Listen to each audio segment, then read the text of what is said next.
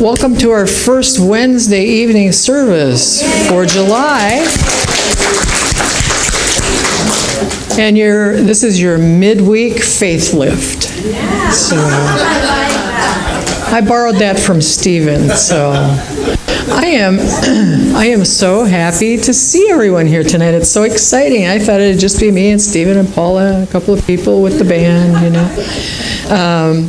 Is there anybody here for the first time that's never been here before? You can raise your hand and we'll give you some information if you haven't been here before. All good. So, this is a new experience for all of us. And we'll be following the order of activities that are up there on your screen. So if you just want to settle back and enjoy the ride, we'll get this party started. Paula, if you'd be so kind to come up and do an invocation for us.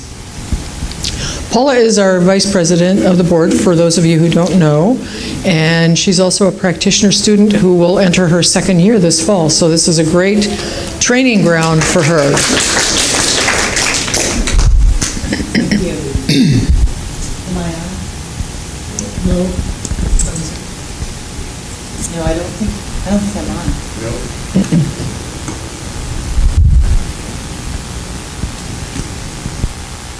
Hello? There we go.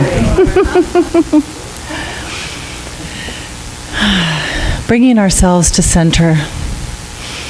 Take a nice deep breath as you settle into your chair. Knowing that the divine presence is right here, right now. There is one power, one energy that breathes us, beats our hearts, and unites us.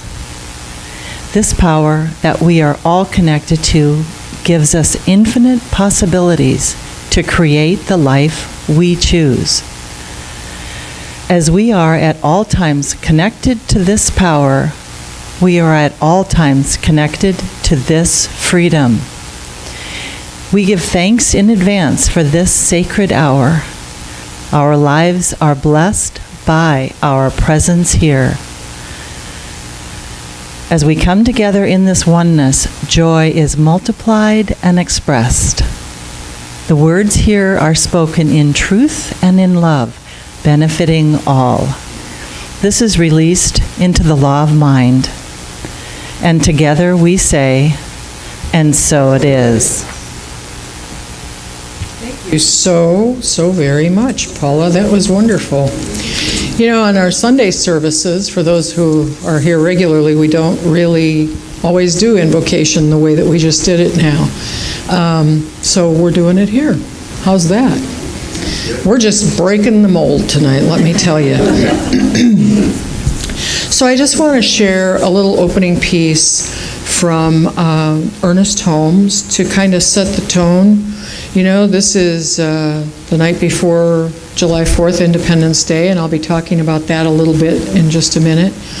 This is a little bit from the back of the Science Mind textbook that Ernest wrote. Dr. Ernest Holmes was the founder of religious science, and he wrote copious volumes of material, much of which is just incredibly beautiful if you can take the time to read it. So, this is what he wrote.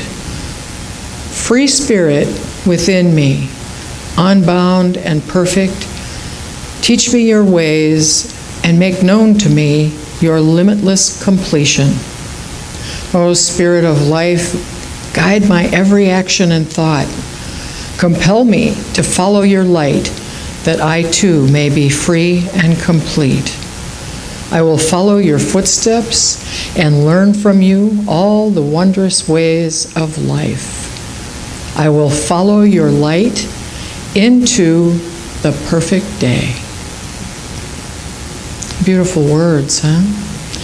So, our theme for July, and we're starting it a little bit early, is freedom, a world that works for all.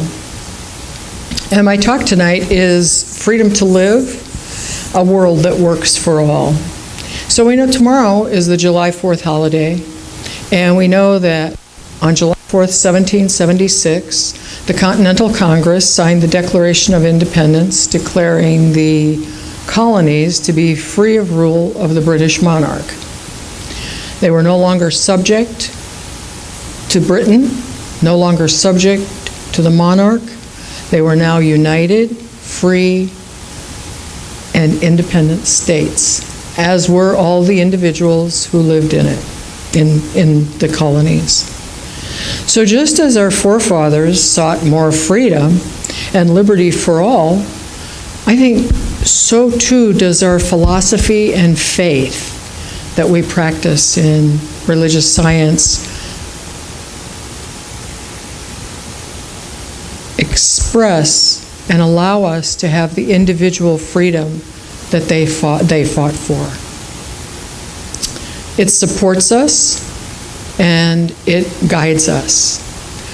Personal freedom is the expression of spirit in each of us, uniquely individuated as individuals. It is a desire within us that can't easily be extinguished, for it is the very freedom of spirit that created each of us. For spirit was free in its creation of all things. So clearly, life is meant to be lived in freedom. And to quote Ernest Holmes again, he said, "We must be created with the possibility of limitless freedom, and let alone to discover ourselves." Limitless freedom involves limitless choices. One of our spiritual principles is that we are always at choice, always. Sometimes, from the choices we have made, we may not feel that sense of freedom. We may feel that we are bound in some way, that we're restricted, that we are not at choice. So what gets in the way of our living in freedom? Well, if we consider our lives, and I speak for myself right now, I believe that many of us were raised in ways that, unless we had really, truly remarkable parents or families, we didn't get a lot of fostering of our individuality or fostering of our choices or the independence to make choices as we grew up. We were pretty much set in molds and said, here's how it goes. We saw our families, our communities, and our religious groups that told us what we should think, how we should be, who we should be with, what we should do in every venue of our life. So many of us were not free to make our own choices, not at ease with the idea of total freedom, and resistant by experience to the idea that it is possible for each of us to attain that freedom, that personal freedom.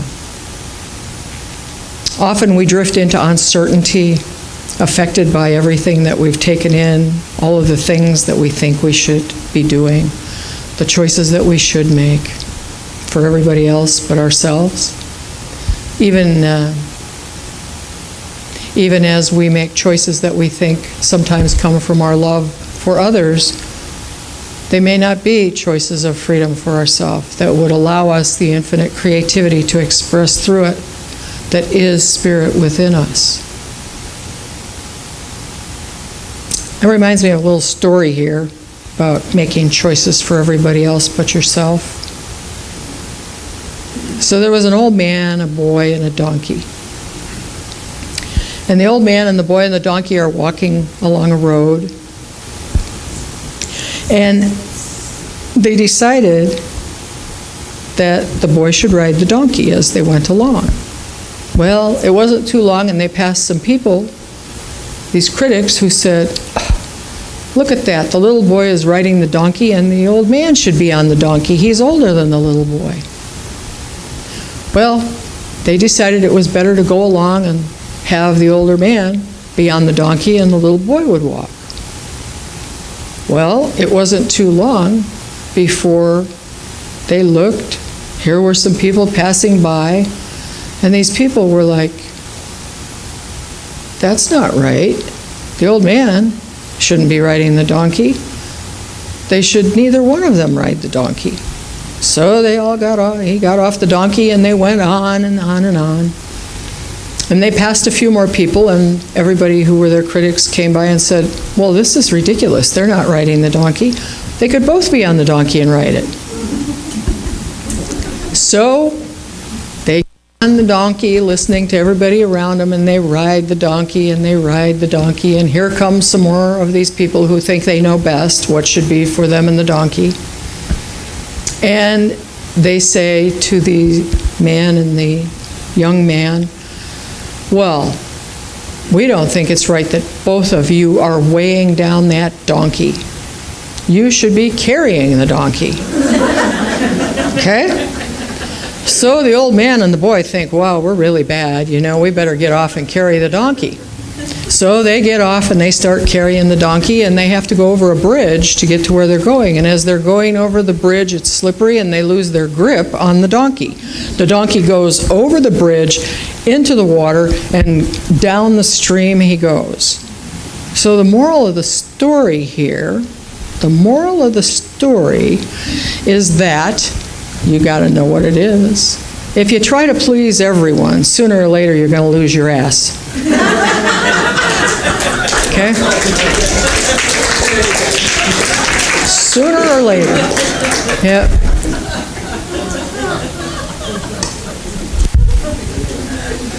Yeah. And I would add to that not only will you lose that, but you'll also lose your freedom of choice. Even though the man and the donkey were making choices, they were influenced by everyone around them.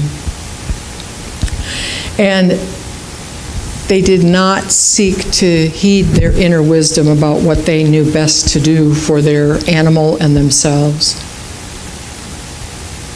How often do we all ignore our inner wisdom and make choices based on other people's opinions? How often do we trade our freedom of choice for the safe, the habitual, and the easier roads to travel? So what's the fix here? How do we make this better? How do we move beyond those old habits, old messages, old tapes in our head that say, you need to do it this way, you should be doing this? I would have done that way. Well, clearly you don't know what you're doing. Here's what you should do. How do we move beyond that? Well, I would suggest that we do that by deepening our connection with the divine presence within us, with that divine essence that always knows. And to be able to know that we can trust the truth of our inner being, to know that that spirit is always there to guide us.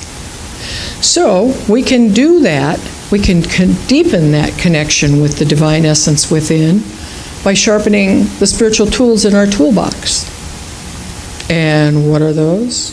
Affirmative prayer, spiritual mind treatment as we call it, meditation, contemplation, and practicing. We can do visioning, and practicing daily renewal and communing with that divine essence by setting aside time for ourselves to use our practices, to use our spiritual tools. We can make life-affirming choices. And as we do that, we learn to release our fears. When we make a choice that we know deep within our hearts is the choice that brings us greater freedom, whatever that means, when that choice brings us greater freedom and we feel the song in our heart rise, then we can be sure that we have released some fears along the way. Fear is the greatest challenge in our society right now, I think, around the globe, everywhere. We live in a fearful society. We do. Things can be pretty creepy and scary. It's the very thing, fear is the very thing that governments and social structures use to control people, to control individuals, communities, and global citizens. Yeah, I use that word, global citizens, because we are global citizens. We're not alone on this planet. We're not alone by any means. We have people everywhere around the planet. We have all creation around the planet. We have animals and plant life and all of the resources of this universe, this planet, that are available to us.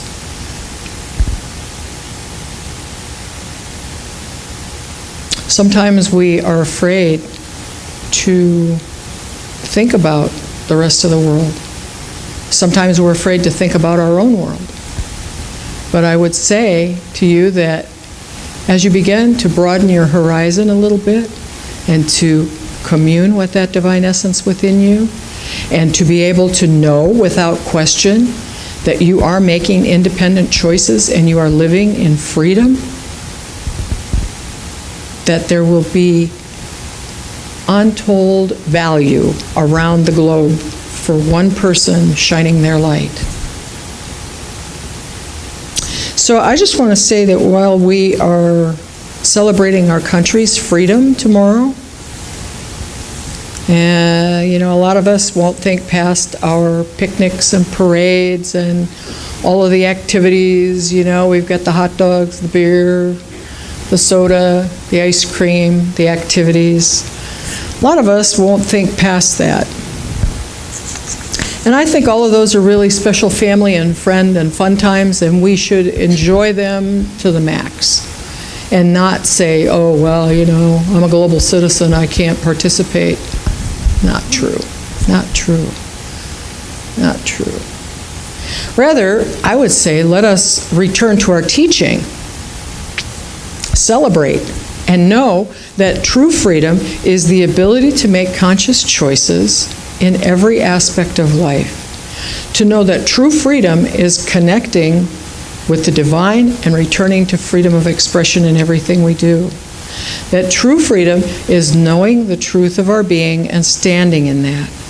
And that true freedom is relying on the divine essence within each of us to support us through all the choices and the changes.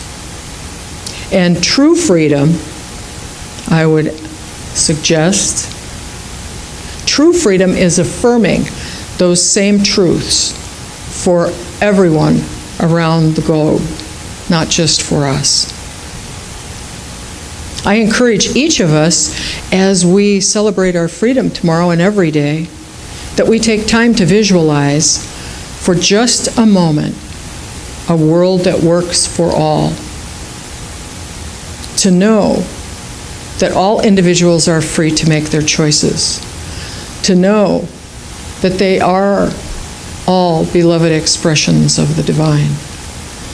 To know that the same breath of freedom, that same breath of free air that we breathe every day, is available to everyone everywhere, regardless of where they may be.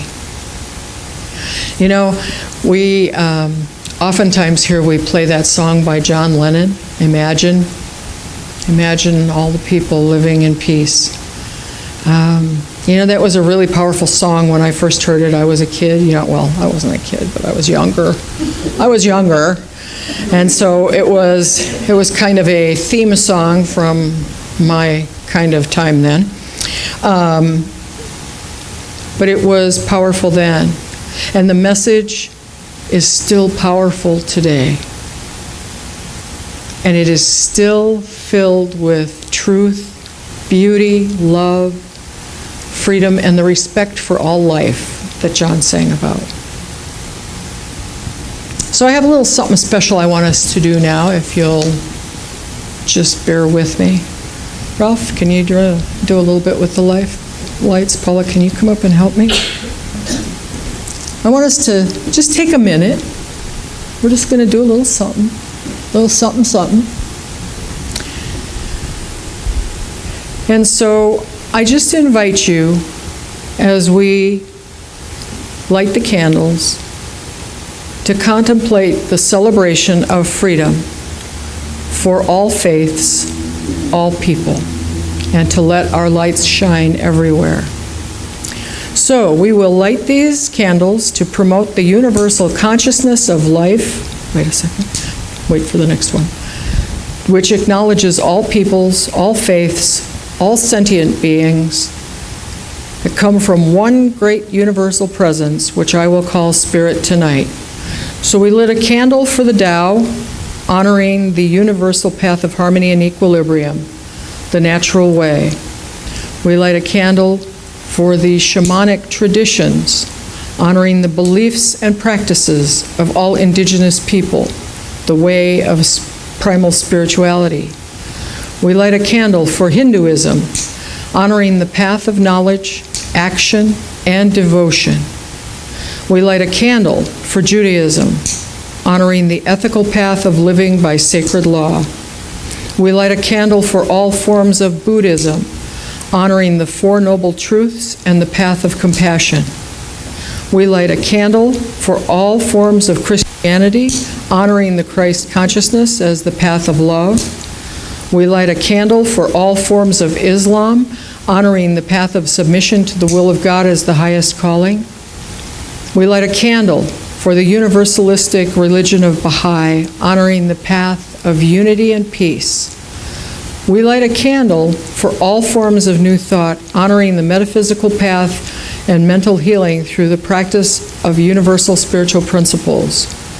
And we light a candle for all religions unnamed and those individuals who are yet unaware of the power and presence of Spirit in their lives, and for the space that we hold for them at this center in this time. So now, if you'll just join me in taking a moment of silence to move into that place of honoring all traditions, all faiths, all people around the globe, to embrace the idea of being a global citizen, and your freedom can be expressed freely across the world simply by holding them in meditation right now, for everyone here and afar, for all of creation, animals, plants, everything. And see that world of freedom for all that John Lennon imagined when he wrote that song.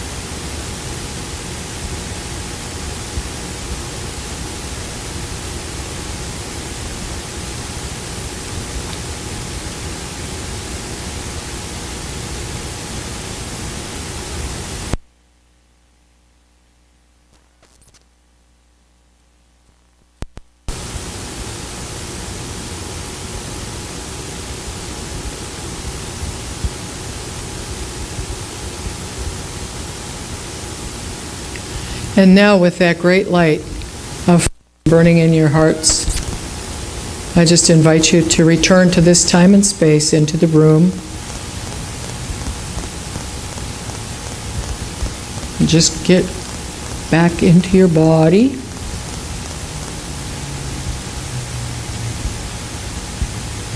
And as we celebrate, I just want us to remember to contemplate, remembering the words of Hans Christian Andersen, who said, just living is not enough. One must have sunshine, freedom, and a little flower.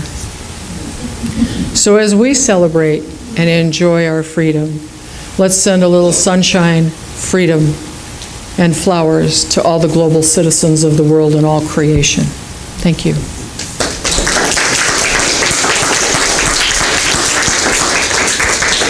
And so now, as it is our practice, I'm going to offer a prayer. So I'll do a prayer, and then we'll go from there. So right here, right now, in this moment, in this place, and in this time, I bring to mind that one loving divine presence, that divine essence that exists, that created all things through the freedom of its own expression, moving against itself as it brought forth life, all forms of life. And I see that presence. I see that presence as love, wisdom, intelligence, the patterning of life, the foundations of life are beautiful.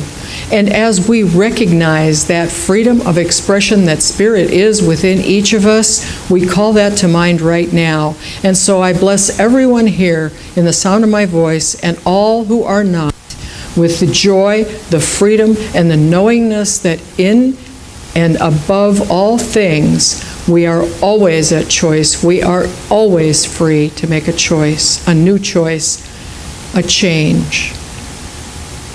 And that we can know that for everyone around the globe, and that we can support life in its freest forms in love, joy, beauty, peace, harmony, and the illumination of that one divine Spirit. And so I just give thanks.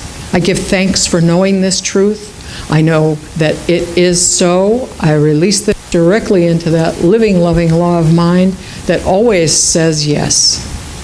And together we can affirm by saying, and so it is. Thank you.